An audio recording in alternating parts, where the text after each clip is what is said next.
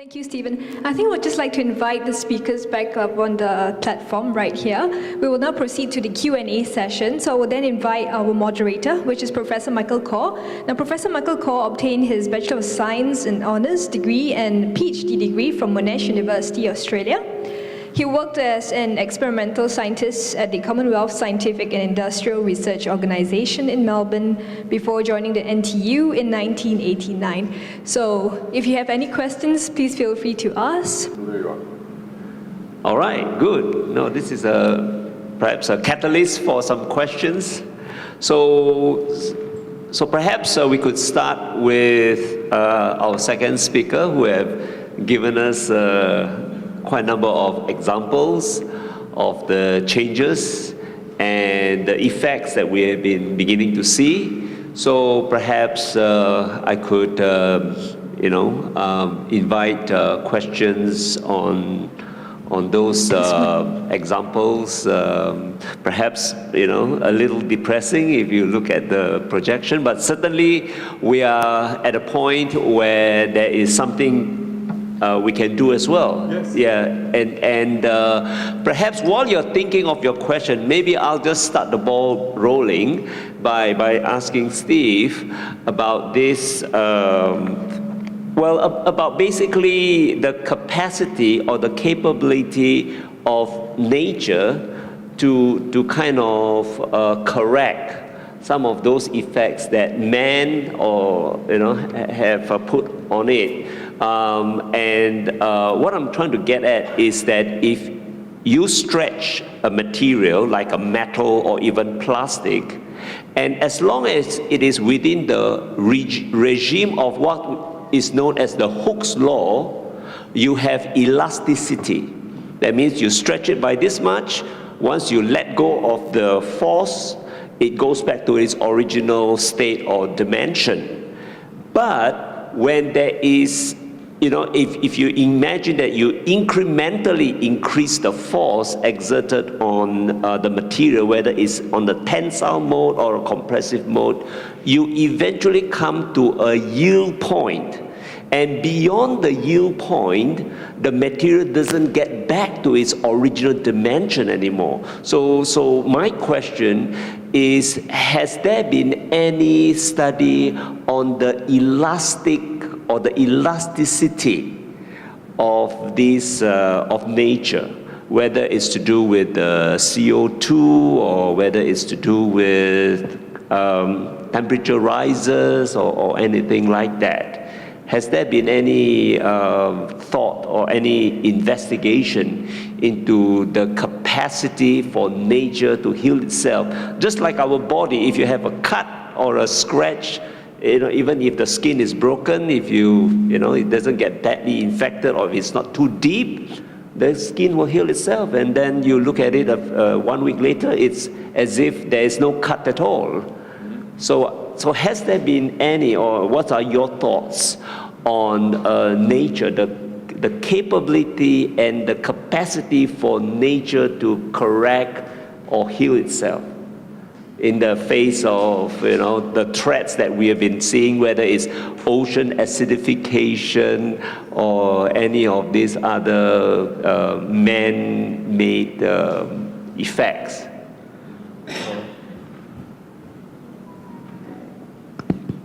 It's a field, and for ecologists, right? There are lots of ecologists interested in what scale do marine protected areas or parks need to be, what is required for maintaining for example, the population genetic diversity of different populations so that they can survive in some habitat. So there are things like that. They work on those questions, and those are, that will surely continue. However, things like the acidification of the oceans or the climate change, or the plastic, they're things that have very long residence time, right, in the world. So acidification, or indeed biodiversity loss. Once you've lost these things, unless we find some clever way to clone them and to rebuild ecosystems, otherwise, you're talking millions of years. You're talking millions of years. Okay. So wait and see is maybe not a great strategy. Yeah. So even if there is recovery could take a very, very long time. That's what you're saying. Right, longer than we're likely to be here. Okay, indeed. Okay, so yes, Susie, thank you. Thank you very much. So please, there's a mic. Please stand up so that the young lady can pass you the mic so that we can all hear your question. Please. So I have a question about some of these ecological issues that you were describing in our region. And I was very pleased to hear about the work that you're doing with communities to reduce the over-fertilization problem that you described. I wonder if we can also perhaps hear a little bit of optimism, if you have some, about the problems with mosquito-borne diseases. Do you have any opinions to share with us about the Wolbachia programs that are underway at the moment?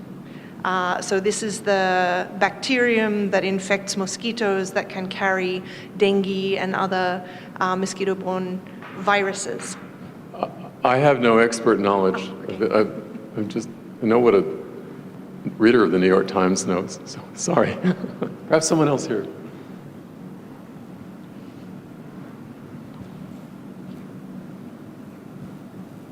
I have a question that, so most of the impact we made on the Earth is what we made during the last, let's say, 1,000 years, and that is a very short flash in the history of Earth. And of course, we have done very bad impact on the Earth already. But what we are doing now, what all these methods we're taking, all these policies we're going to change is basically stop what is bad, stop what we were doing, and let the nature to heal by itself. Like we're producing too much carbon dioxide, we stop doing that and let the Earth recover itself. But just like you said, the way that Earth reverse anything is on a very long time scale. So even if, my question is, even if we stop what is bad immediately, do we know that, will the reverse, will the Earth be able to reverse it in the near future? Will us be able to witness that? My view, these are essentially stupid problems, I think. I mean, they're stupid because we've solved them. We know we shouldn't be burning coal. We have alternatives to coal. We know the plastics, these are problems that are easily solvable. It's just a question of political will.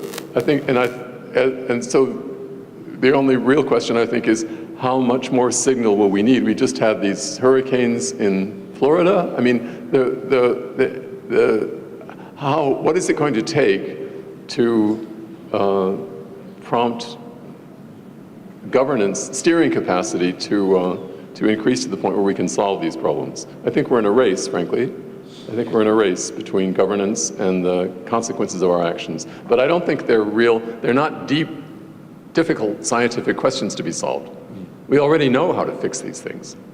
We really shouldn't build all those extra dams. It would not be a good idea to put millions more kilometers of roads into the tropics. Those are, that's my view. So in addition to let the Earth to help by itself, is there anything the man can do to help the Earth to recover what should be?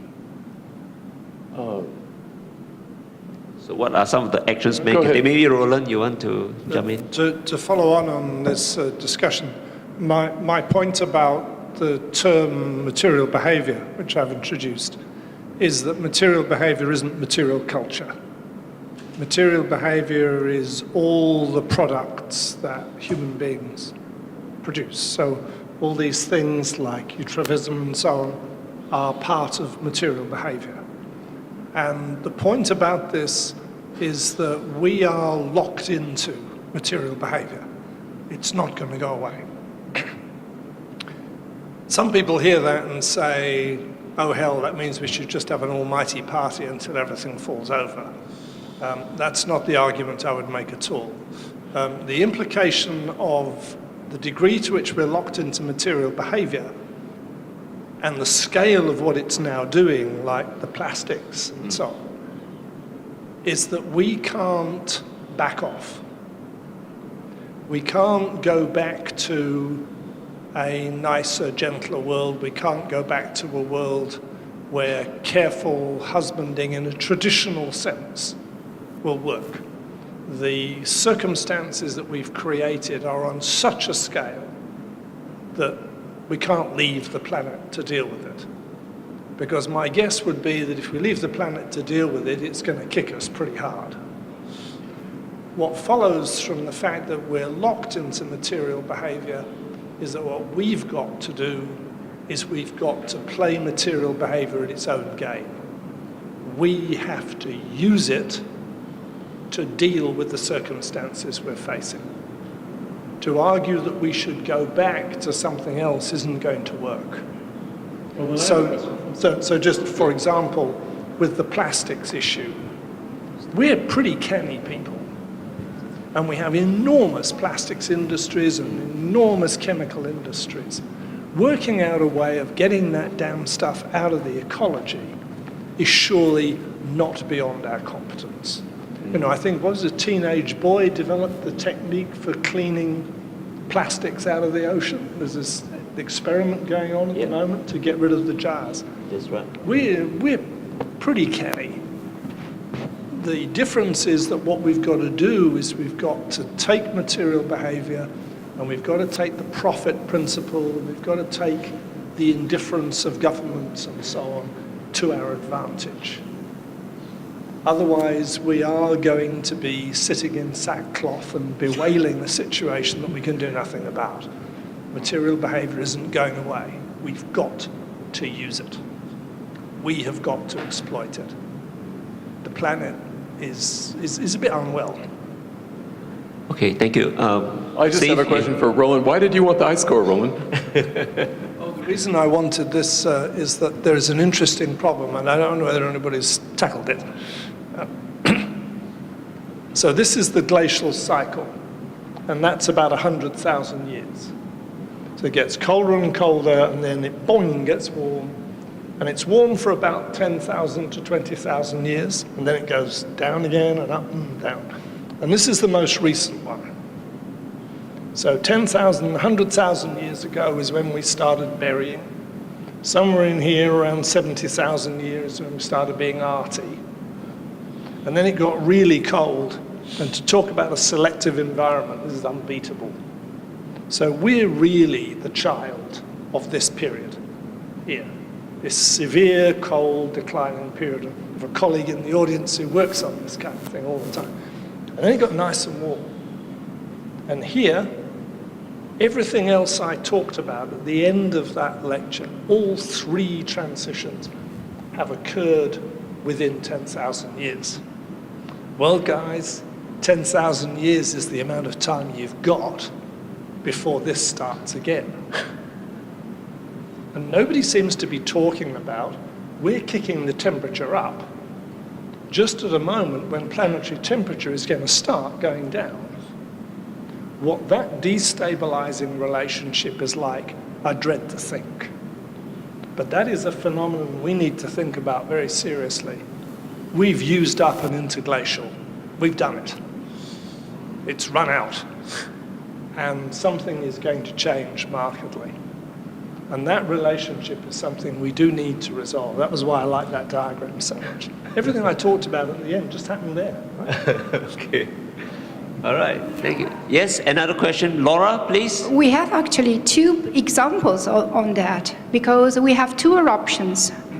The Toba here, affecting here, the Southeast Asia, and the companion Iningbright in Europe that actually causes two great extinctions. The companion Iningbright about 38,000 years ago causes the extinction of Neanderthals and Denisovans most probably, because it arrives until Siberia.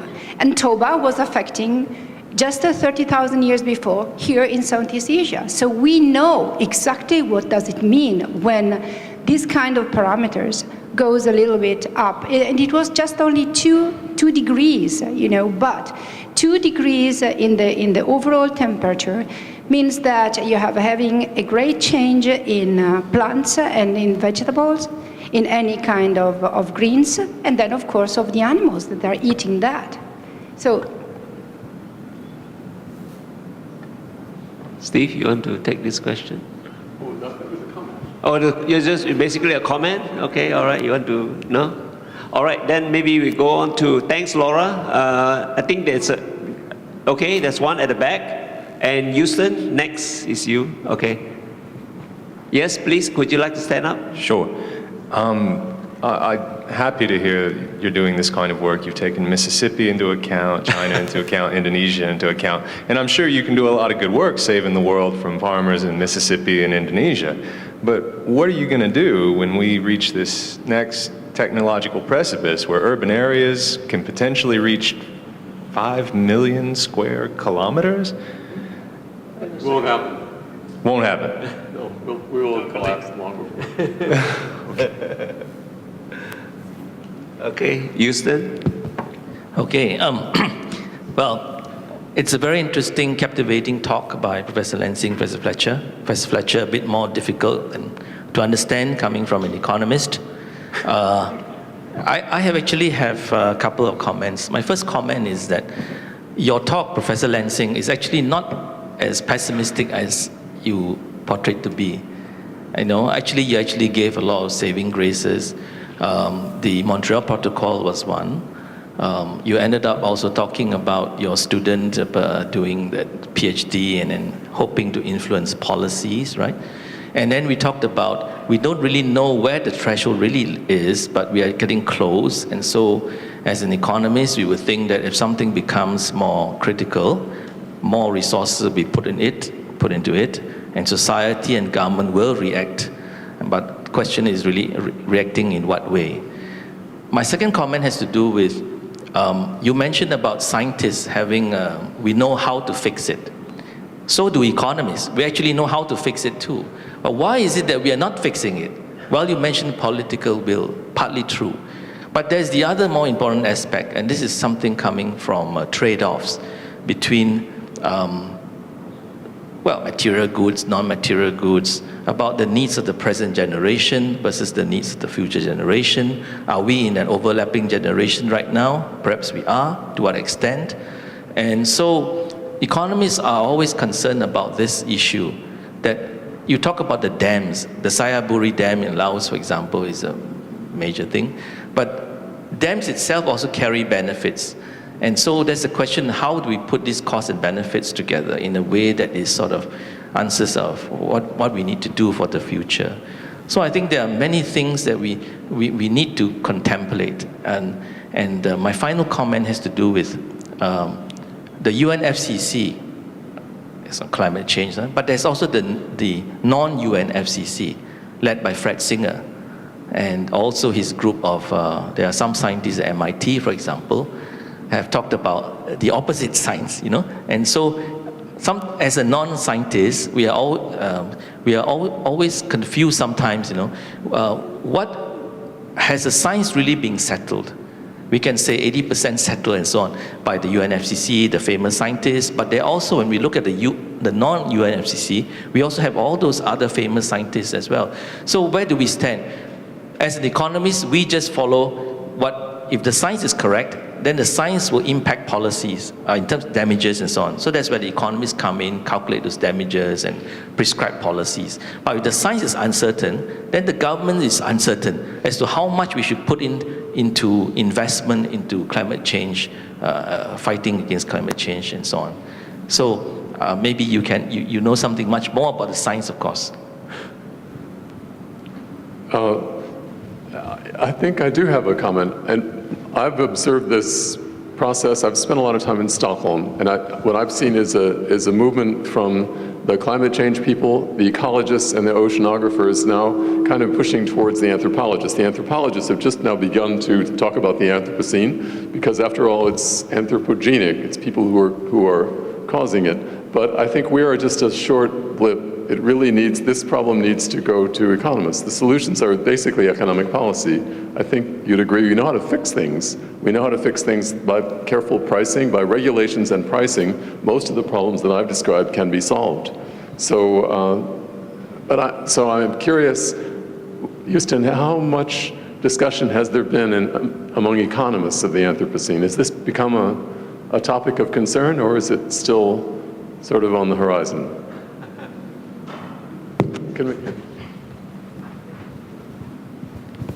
Well, most of the work that is being done is by William Nordhaus on damages in Yale, right? So, but again, I mean, he has written a recent book which actually looks at, again, revisiting all the actual damage calculations. And I think to most economists, this is a real problem. However, having said that, there are also quite a number of economists that says, well, we must get the science settled first. Again, the science settled first, and then we can work on the calculation of those damages. Because if the science is not settled, then we cannot calculate those damages with some precision, right? And so we follow the scientists in some sense. But I think, having said that too, the important thing for many countries to do is not so much as combating climate change in a way of mitigation. Although that's ongoing, that's fine with us, it's the adaptation. So we're going to live in a warmer world, then how do we adapt? And secondly, how do we protect ourselves? For example, in Singapore, we insist on the reclamation must be, they have to raise the level of the base of the building, they have control of floods. All these things have to be put in. I think that's what economists are doing, to helping the government to see what are the costs and benefits of doing such investments, and is it worth it for a given society, given country? Because obviously we are different from, say, another country where it's agricultural-based countries, right? Yeah. So this is where we stand. Thanks. Thank you. Roland, you want to add? Could I enlarge on Steve's comment a bit? It would seem to me that one of the situations we're in is to have economists and people in business actually be more proactive in relation to these situations and think of them as opportunities. We've been in generally a situation where human beings have not really understood very well the problems that are around them. For instance, in the 19th century, nobody knew the impact that was coming upon them at all. We have a much better overall sense of problems now. You're not going to get guaranteed singular final answers. Science actually doesn't work that way. And economists are quite used to dealing with risk and uncertainty, and they should really pursue that more vigorously. But much more importantly, they should pursue the idea of what can be made out of this situation, rather than carrying on with what we're doing or trying to mitigate or trying to reduce. What can we do that will be advantageous to business that will clean up the planet? Surely somebody can make billions of dollars out of getting CO2 out of the atmosphere. Surely somebody can make scoots of money out of getting microplastic out of water. That would make somebody damn rich.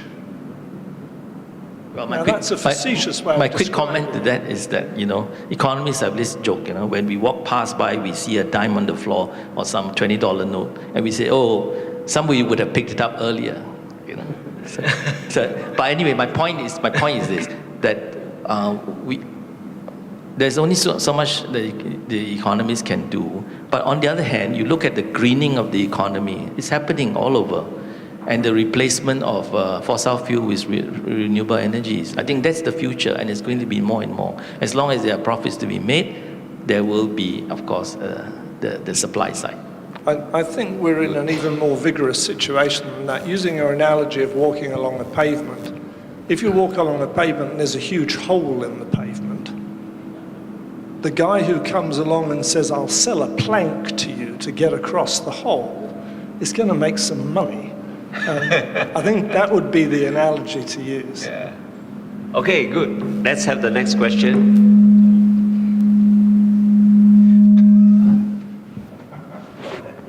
Okay, please. Okay, yeah.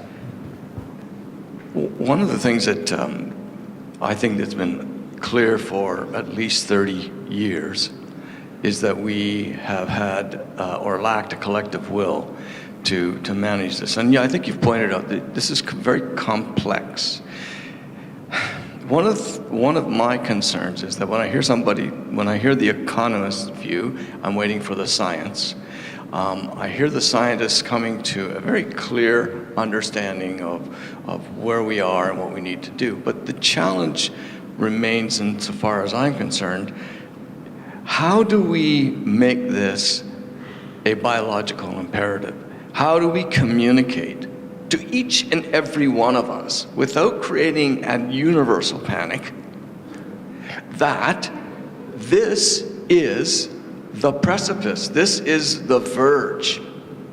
You talk about elasticity. There's no elasticity here. We need to take action. And that's an act of will. And wherever we have people on the planet in positions of power, they need to absorb that. And they need to put in place a realization that we have to act collectively. I don't have the answers, but I think something like the Complexity Institute, I'm especially interested in the archaeological aspect of the materiality. But one of the things that I think is obvious is that it's about population. Population is a significant problem. And you say we're entangled. Yeah, materiality and population, they are inextricably entangled. So, but it doesn't mean that we can't solve the problems. And one of the things that I've been advocating for a very long time is you and I, and most of the people in this room, we're not going to solve the problems because biologically we were born into the 50s, and so we came into an environment, 50s, 60s, whatever. We came into this planet with a particular sense of who we are, a genetic memory, if you will. Where are the solutions going to come from? They're going to come from the youngsters that are coming onto this planet now, and we need to find ways to support and encourage that awareness, not frighten them to death, but let them learn. Okay, but there has to be an understanding that this is an imperiled species. The planet it's been around for 4.5 billion years. We're not going to, this save the planet is specious nonsense. We need to save the species. That's the biological imperative. And yet we somehow have to do it without creating a panic. And I hope that we can find some way of developing a collective will to support that. Okay, very good point. So first Steve, and then after that, Roland. I think this question is for both of you. So why don't you, Steve, you want to start? Well, I think there's been right now, I think there's a failure of social sciences to grapple with this at all. It's just beginning. And unfortunately, nature has its own time scale that is not the same as ours. So the plans for the investment, all those roads and dams, we take place for reasons, I'm sure they're good economic justifications. It's because we have not expanded the scale at which we ask questions. When we're looking at habitat loss, there are questions about like ocean acidification which span the planet. So there needs to be some fundamental change in the decision, in the calculus of profit and loss, right? And that requires some intellectual effort. And what I don't see, frankly, it's happening very slowly in the social sciences. Yeah. And that's a pity. The decisions that are going to be made, I agree that we need, and the next generation we can have faith in, but in the meantime, there are guys making decisions about putting in roads and putting in dams and manufacturing and whether or not that we'll have a carbon trading scheme. That's probably by people about my age. Those guys are not off the hook. That's my thought. Okay, Roland? I'd just like to follow on the comment you made about places in our society where these solutions may come from. Two stories. One is that there is a really vigorous group of radical young archaeologists in South America. They are in science. They are the offspring of radical Catholicism. They came from a movement within the Catholic Church. Follow to another story.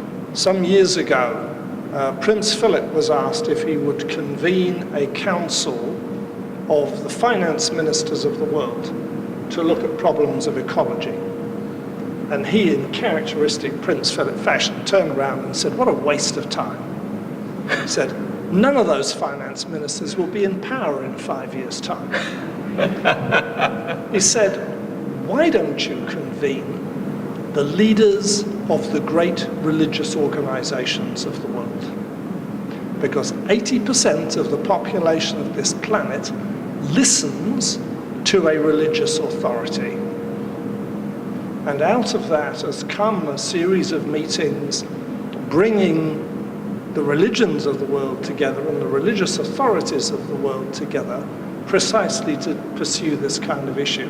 I don't know what has happened with that initiative, but that seemed to me, typical Prince Philip, a very shrewd observation of where you might make a difference. How many people listen to scientists? How many people listen to economists? How many people listen to somebody in the church? An awful lot. That might be a way to go. Very good. We have time for only one last question, so please. Hi. Steve put up a formula earlier, D or DT as a function of, and he said that it's, there's only one single factor which is now affecting. I would actually add a little bit to that. It's actually a function of two things. One, politicians. Two, businesses. They are what are behind what's going on Earth. Because to a politician, they don't talk about 10 years, 20 years, decade. They talk about 5 years. What is that I have to do to be in power? And therefore, let me give a real life example here. We had the haze, you mentioned. It's been going on. Indonesia, Malaysia, and companies which are guilty of it, they are listed in various stock exchanges. What's happening? They're still doing well. They're being supported, and they're being supported by politicians. Politicians themselves want to stay in power, and they will do things which will make their electorates happy. So if it means, look, a particular forest has got to go in order for new roads or a dam to be built, and it benefits them, that's what they're going to do. They're not going to talk about how it's going to affect the environment and all of that. I mean, take Mr. Trump. He's the best example of what I've just said. He talks what's right for himself and how he can stay in power. So they only look at 5 years. And after that, every 5 years. I've yet to see a politician who's really talking about it in long term. Maybe there are a few countries with exceptions. Now I come to the technology, the businesses. Businesses, as I mentioned earlier, they are behind the growth in technology today. They do the R&D, they sponsor, and some of the latest technologies we are seeing is because of the investment from businesses. Well, now what is happening is they're using technology to actually sell, to make more money. Let me give you an example. Every one of us are consuming far more today than we've ever consumed. Even the poorest on earth consume more today than the poor of yesterday. And that's a fact. We all own many more pairs of shoes. We all own more clothes. We eat far more food. Why?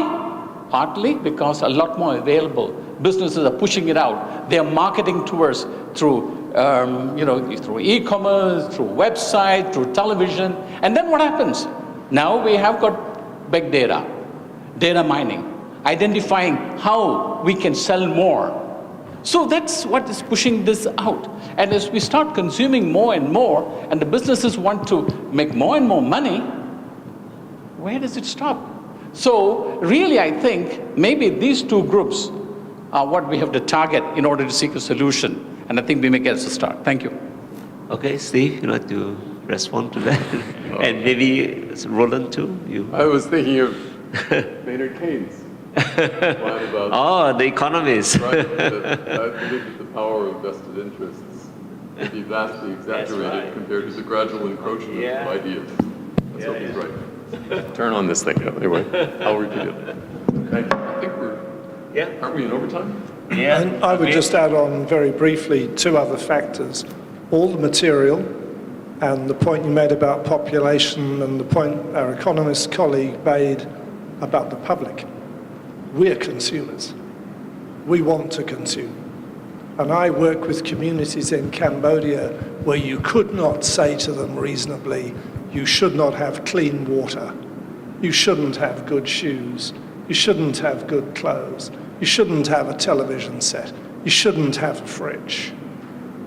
It would be bizarrely willful for me to stand there with a camera around my neck that's worth more than a whole village and tell them, no, don't consume, just stop consuming.